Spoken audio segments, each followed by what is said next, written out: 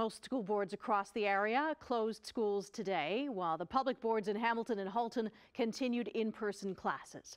But when it comes to what's happening next week, there is still a lot of uncertainty. And while families say they're preparing, they hope a deal happens soon. Jason Gaidola has more. There you go. Smile. While kids play outside this afternoon, many of them may be learning at home next week.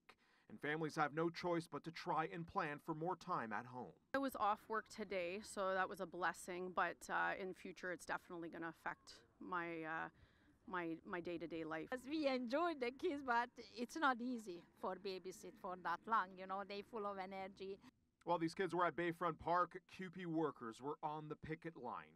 A stoppage is an inconvenience for all involved, but the families we spoke to say they're hoping for a good labor deal. To be able to meet the requirements for these special kids, and this has surprised me. Why not give them a full support?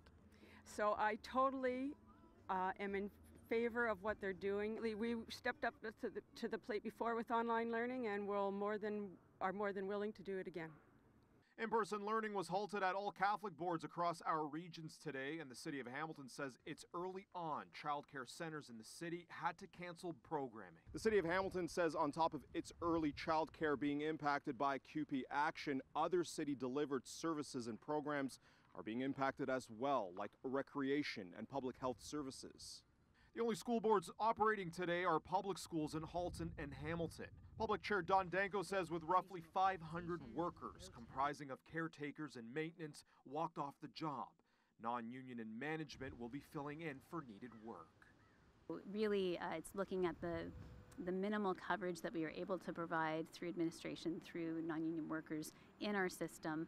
And again, they're not going to be able to fulfill all of the duties of caretakers. So within a short period of time, we would have to signal that in-person school would close.